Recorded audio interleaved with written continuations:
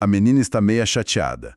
Ou então, a filha foi menos paciente que a mãe. Quem nunca ouviu frases assim, né, no dia a dia? Elas soam, sei lá, quase corretas de tão comuns que são, mas aí vem a gramática e, pá, diz que tá tudo errado. E a chave para esse mistério todo tá numa classe de palavras que, vou ser sincero, eu sempre achei a mais sem graça da escola, o advérbio. É engraçado você falar isso, porque, olha, muita gente tem essa mesma sensação. O advérbio parece aquele ator coadjuvante, sabe? Que ninguém nota direito, mas que, na verdade, rouba a cena o tempo todo. E é bem essa a nossa ideia hoje. Com base no material gramatical bem denso que a gente analisou, a gente não vai decorar a regra, a gente vai, investigar o personagem. Gostei. Investigar o personagem. Isso. Entender por que ele causa tanta polêmica, como é que ele se disfarça de outras palavras e, o mais incrível, que é como ele pode ser um maestro que muda a melodia inteira de uma frase só trocando de lugar. Um maestro, boa analogia. Então a missão é resgatar a reputação do advérbio. Ok, vamos lá, para começar a desvendar isso. Pelo que eu me lembro, a definição clássica é meio tripla, certo? Tem o ponto de vista do significado, que é dar uma circunstância, tempo, modo, lugar. Tem o da forma, que é a famosa palavra invariável, não tem feminino, não tem plural.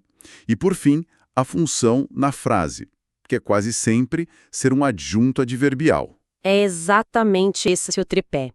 E a primeira controvérsia, sabe, o primeiro debate mais acalorado já começa aí, nesse segundo pilar, a tal da invariabilidade. Ah, já começa aí. Já. A regra de ouro que a gente aprende é que, por ser invariável, o correto é meio chateada e menos paciente. Meio e menos são advérbios, então não flexionam. Ponto final. Só que a língua viva, a que a gente fala na rua, não gosta muito de pontos finais. Espera aí, então a polêmica já está na regra mais básica de todas. Porque eu concordo, soa muito mais natural alguém falar ela ficou toda preocupada com a notícia. Ninguém fala ela ficou todo preocupada, soa muito estranho. Ninguém fala. Ou sei lá, um chefe de segurança dizendo quero todos os policiais alertas, e não quero todos os policiais alerta. E aí você tocou no centro da questão. A sua intuição como falante está percebendo uma tensão que existe dentro da própria gramática. A norma mais tradicional, aquela que vai cair num concurso, por exemplo, vai te dizer: o correto é todo preocupada e manter alerta, porque são advérbios. Mas a coisa fica fascinante quando a gente vê que gramáticos do calibre de um Evanildo Bechara ou dicionaristas como Aurélio e Auleite já admitem essas flexões em certos casos. Ah, então nem os donos da gramática chegam a um consenso. Isso é ótimo. Mostra que não é só a gente que fica confuso. Exatamente. Mostra que a língua não é um monumento de pedra, é um rio que está sempre correndo e se adaptando. Essa discussão sobre a variabilidade de palavras como todo ou alerta é a prova viva de que a gramática é um campo de debate, e não só de regra imposta. Mas, para efeito prático, vale ter em mente. Para uma prova, a invariabilidade ainda é a aposta mais segura. Certo, dica anotada. Mas se a regra mais básica já é assim escorregadia, como é que a gente faz para identificar um advérbio quando ele se disfarça? Porque essa é outra armadilha, né? Às vezes uma palavra que eu jurava ser um adjetivo, na verdade está ali atuando como advérbio. Essa é uma das habilidades mais interessantes do advérbio. A de ser um camaleão. O termo técnico para isso é derivação imprópria. É quando uma palavra de uma classe pula para outra sem mudar a forma. Pensa num exemplo clássico. Por favor, falem baixo. A palavra baixo não está qualificando uma pessoa ou um objeto. Ela está modificando o verbo falar, indicando um modo como a ação deve ser feita. Portanto, virou um advérbio. Entendi. A pergunta a se fazer é a quem essa palavra está se referindo? Se for a um verbo, a um adjetivo ou a outro advérbio. Aí um advérbio em ação. Lembro de um exemplo da fonte que eu achei genial e muito brasileiro. Esta cerveja desceu redondo. Ah, esse é perfeito, porque redondo não está qualificando a cerveja, que é uma palavra feminina. Está descrevendo a maneira como ela desceu, o verbo. É a mesmíssima lógica de ela o olhou sério. O sério não é uma característica dela, mas o modo como ela olhou. A fonte que a gente viu até menciona uma questão da Academia da Força Aérea, que é uma pegadinha clássica. A frase era algo como, para saber quem grita gol mais alto e prolongado. Aí a pessoa olha alto e prolongado e pensa, são adjetivos. Claro, Mas na verdade eles estão modificando o modo como se grita. São advérbios. Isso é cruel numa prova. é cruel, mas revela muito sobre como a função da palavra na frase é mais importante que a sua certidão de nascimento. E não são só os adjetivos que fazem isso.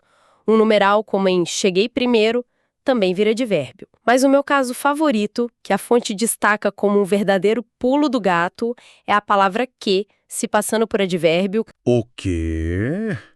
Essa eu não esperava. Ele já é pronome, conjunção e também é advérbio? Em certas frases, sim. Imagina a exclamação: que tolo você é! Esse que não está ligando nada, não está substituindo um nome, ele está intensificando o adjetivo tolo. Ele funciona exatamente como um advérbio de intensidade, tanto que você pode trocar por quão. Quão tolo você é. É um disfarce perfeito. Caramba, essa do que me pegou de surpresa mesmo. Eu nunca analisaria essa frase dessa forma. Isso muda tudo. E falando em disfarces e confusões, acho que a maior de todas é o famoso sufixo mente. Na escola, para mim, a regra era clara. Terminou em mente é advérbio de modo. Fim de papo.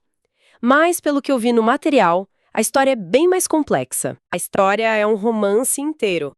Achar que todo advérbio em mente indica modo é um dos mitos gramaticais mais difundidos. O sufixo mente é, sim, um grande formador de advérbios, mas ele é como uma fábrica que produz modelos com funções totalmente diferentes. O sentido, a circunstância, depende da palavra base e do contexto. Certo, vamos a alguns exemplos que o material traz, porque eles são muito claros. Se eu digo, primeiramente, vamos aos fatos, isso não é modo. É ordem, sequência. Se falo bimestralmente eu pago essa conta, é tempo. Exato. E continua. Provavelmente vai chover, expressa a dúvida. Certamente teremos uma solução, é afirmação. E tem um que muita gente não percebe, o de intensidade. Na frase, tomei uma cerveja estupidamente gelada, a palavra estupidamente não está descrevendo o modo como eu tomei a cerveja. Ela está intensificando o quão gelada a cerveja estava. Está modificando o adjetivo gelada, é um intensificador. Isso mostra como a gente precisa prestar atenção no sentido, não só na forma. E claro, os bancas de concurso adoram isso. Com certeza. Uma questão da UFRJ citada na fonte era exatamente sobre isso. Dava várias frases com advérbios terminados em mente e pedia para identificar em qual delas a palavra indicava tempo. E a resposta era uma frase com temporariamente. É um teste puro de interpretação semântica. E já que a gente está mergulhado no mente, tem uma curiosidade de estilo que a fonte aponta. O que fazer quando temos uma sequência de advérbios assim na mesma frase? Algo tipo, ele agiu rápida, inteligente e eficazmente. É correto, mas soa um pouco pesado, repetitivo. Sim, a repetição do sufixo pode criar uma cacofonia, um som meio desagradável. Por uma questão de elegância, de concisão, a norma culta sugere que se coloque o sufixo só no último advérbio da série. A sua frase ficaria bem mais fluida como: o Brasil cresceu econômica, política e administrativamente. O mente fica subentendido nos primeiros. Isso é uma ótima dica de escrita, na verdade. Deixa o texto bem mais limpo. Mas é importante frisar, a repetição tipo rapidamente, inteligentemente, não é um erro gramatical, certo? Não, de forma alguma. Não é erro. Pode, inclusive, ser um recurso para dar ênfase a cada um dos advérbios. Mas na escrita formal, mais cuidada, a forma concisa é quase sempre a preferida. É uma escolha de estilo, não uma obrigação gramatical. Essa variedade toda de sentidos do mente já me faz pensar. Aquela lista que a gente decora na escola com 7 tipos de advérbio: tempo, modo, lugar, afirmação, negação, dúvida e intensidade. Parece ser só a pontinha do iceberg. A realidade da comunicação deve ser bem mais rica que isso. Muito mais rica. A nomenclatura gramatical brasileira, a NGB, que oficializa essa lista de 7, é uma simplificação didática. É útil para começar, mas a língua em uso cria e expressa muito mais nuances. A fonte que a gente está usando explora várias dessas outras classificações que são essenciais para uma interpretação de texto mais fina. 2 delas, por exemplo, que vivem causando confusão, são instrumento e meio. Confesso que, para mim, instrumento e meio parecem quase a mesma coisa. Se eu corto o pão com a faca não é o meio que eu uso para cortar? Qual é o pulo do gato para não confundir os dois? Essa é a pergunta perfeita, porque a distinção é sutil, mas ela é muito lógica. O pulo do gato está na concretude. O instrumento é sempre um objeto, físico, concreto, que o agente manipula para executar a ação. No seu exemplo, cortei o pão com a faca. Você segura a faca. A faca é a ferramenta. Já o meio é mais abstrato, pode ser um processo, um recurso, um canal ou um meio de transporte. Viajei de trem, o trem é um meio. Numa questão de prova citada, a frase falava em detectar algo através do radar. O radar é o meio pelo qual a detecção ocorreu, não um instrumento que alguém segurou como se fosse uma pá. Ah, agora ficou claro. Instrumento é a ferramenta que eu seguro, meio é o sistema ou veículo que eu utilizo. Faz todo sentido. E falando em classificações inusitadas, o material traz uma de uma questão da FGV que eu achei fantástica. Matéria. Sim, essa é ótima. O contexto era sobre embalagens ecológicas feitas de milho, e a frase dizia que era um paradoxo embalar comida com comida. Nesse caso, o segundo com comida não era companhia nem instrumento, indicava a matéria-prima da embalagem, o milho, portanto, um adjunto adverbial de matéria. Mostra a criatividade da língua e das bancas examinadoras. Mas de todas as habilidades do advérbio, talvez a mais impressionante seja o poder de mudar completamente o sentido de uma frase só trocando de lugar. A fonte usa uma análise do linguista Mário Perini com a palavra somente, que é um verdadeiro show de lógica. É um exemplo espetacular, porque ilustra o poder da sintaxe de posição de uma forma muito clara. Vamos ver as 3 frases. Se eu digo, somente a professora passou a palavra ao visitante. O somente está no começo, colado em a professora. O que isso significa? Significa que a professora foi a única pessoa a fazer isso, mas ninguém fez. Perfeito. Agora, vamos mover o somente. A professora somente passou a palavra ao visitante. E agora? Agora o somente está grudado no verbo passou. Então, a única coisa que a professora fez foi isso. Ela não ofereceu um café, não fez um discurso, ela apenas executou aquela única ação. Exato. E a última variação. A professora passou a palavra somente ao visitante. Fácil agora. O somente está colado em ao visitante. Significa que ele foi o único a receber a palavra, e mais ninguém na sala. Uau! É a mesma frase, as mesmas palavras, mas 3 realidades completamente diferentes. É a prova de que gramática não é só decorar nome, é entender a arquitetura do sentido. Exatamente, o advérbio funciona como um holofote. Onde quer que você posicione, ele ilumina e restringe o sentido do termo que vem logo a seguir. Ok, a essa altura já vimos que o advérbio é polêmico, pode ser um camaleão, e a posição dele é crucial. Mas para complicar um pouco mais, e aquelas palavras que parecem advérbios? Agem como advérbios, mas a gramática insiste que não são. Estou pensando principalmente na palavra só. Ah, chegamos nas famosas palavras denotativas. Elas são como os agentes secretos do léxico. A gramática tradicional, como a fonte aponta, diz que elas não pertencem a nenhuma das 10 classes gramaticais clássicas. São palavras que injetam uma ideia específica na frase, como exclusão, inclusão, realce, mas o comportamento sintático delas as diferencia dos advérbios. Certo, mas como é que a gente diferencia isso na prática? Onde está a fronteira? A fronteira está exatamente na pergunta que você fez antes. A quem essa palavra está se referindo? O exemplo definitivo do material usa a palavra só. Vamos comparar 2 frases. Primeira, só ele explicou a matéria. Aqui, a palavra só está modificando o pronome ele. E, por definição, advérbios não modificam pronomes ou substantivos. Logo, nesse caso, só é classificada como uma palavra denotativa de exclusão. Entendi. E a segunda frase? Ele só explicou a matéria. Agora, a palavra só está modificando o verbo explicou.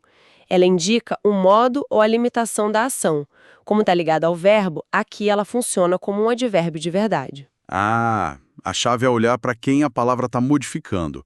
Se for o verbo, é advérbio. Se for o substantivo ou pronome, é essa outra coisa, a tal palavra denotativa. Essa distinção é fundamental. É a alma da análise sintática. A função define a classe.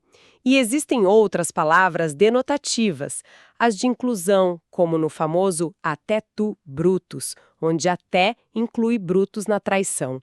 Ou as de realce, às vezes chamadas de expletivas, que só servem para dar ênfase, como em eu é que sei das coisas. Se você tira o é que, o sentido básico da frase permanece. Uau!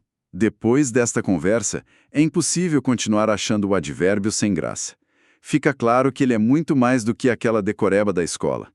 Vimos que ele é palco de debates acalorados entre os próprios gramáticos, que ele pode se vestir de adjetivo ou numeral, que o sufixo mente é um universo de possibilidades e que uma simples mudança de lugar pode virar o sentido da frase de cabeça para baixo. Se a gente conectar todos esses pontos, a grande lição é que dominar o uso do advérbio é dominar a arte da precisão e da nuance na comunicação.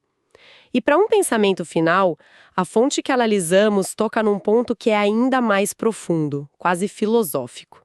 Uma categoria especial chamada advérbios modalizadores. Modalizadores.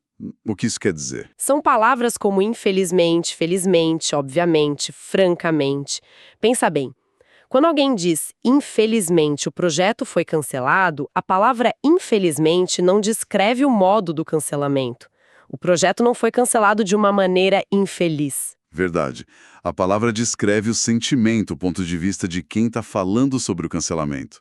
É a opinião do narrador embutida na frase. Exatamente. Esses advérbios não modificam a ação, eles modificam a frase inteira, revelando o julgamento, a atitude de quem comunica. E isso nos deixa com uma reflexão importante, né? Ao ler uma notícia ou ouvir um discurso, quanto do que está sendo comunicado é um fato objetivo e quanto é a opinião do autor sutilmente inserida através de um simples advérbio no início da frase. O advérbio, no fim das contas, não é apenas gramática. É uma das mais poderosas ferramentas de persuasão e de expressão da nossa subjetividade. Ele colore a realidade com a nossa intenção.